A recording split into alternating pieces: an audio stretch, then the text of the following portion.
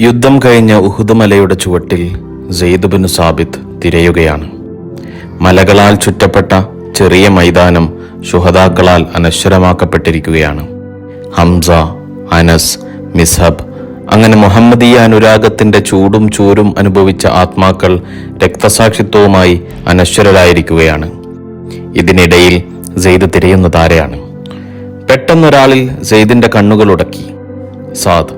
Saad bin rabi, അഖബയിലെ കുന്നിൻ ചെരുവിൽ നാഥനും ദൂതനുമായി കരാർ ചെയ്ത സാദ്, ഇബ്നു ഔഫിന് തന്റെ സ്വത്തും തോട്ടവും പകുത്തു നൽകിയ സാദ്. സെയ്ദ് വന്നത് സലാം അറിയിക്കാനാണ്, പറഞ്ഞയച്ചതാണ്. ആരംഭ റസൂൽ പറഞ്ഞയച്ചതാണ്. സാദ് മരണവേദനയിലാണ്. യാ സാദ്, നിങ്ങളോട് ദൈവദൂതൻ സലാം അറിയിച്ചിരിക്കുന്നു. സെയ്ദ് ബിൻ സാബിത്ത് അറിയിച്ചു. 70ഓളം മുറിവുകളുമായി ആ സന്ദേശം സാദ് സ്വീകരിച്ചു. മരണത്തെ തോൽപ്പിക്കാൻ സാക്ഷ്യം വഹിച്ച ആ സ്വഹാബി മറുപടി നൽകി, എന്റെ ആദരവുകളും സലാമും നിങ്ങൾ റസൂലുള്ളാഹിനെ അറിയിക്കൂ. ഞാൻ സ്വർഗീയ പരിമളം ആസ്വദിക്കുന്നുണ്ടെന്നുകൂടെ അങ്ങ് അവിടത്തോട് പറയണം.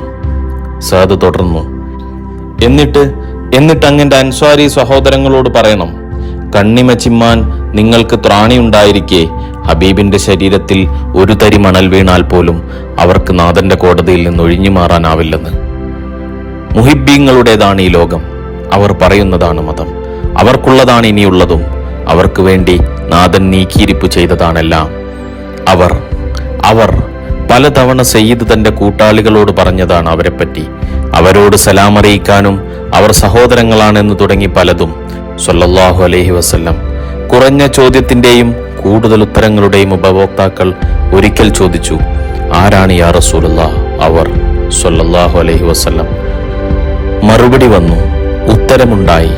പലതരം ഉത്തരങ്ങളിൽ നിന്ന് വ്യത്യസ്തമായി മനോഹരമായൊരു ഉത്തരം. ആ ഉത്തരങ്ങൾക്ക് വേണ്ടി ജീവിക്കുന്ന രക്തസാക്ഷികളായി പിന്നീട് കാലയവനികളിൽ അവർ പിറന്നു. അവർ അവരുടെ നേതാവിനോടുള്ള മഹബ്ബത്തിനാൽ സലാം അറിയിച്ചു. ആ സാക്ഷിത്വം വഹിച്ചു. അവസാനം രക്തസാക്ഷിത്വവും.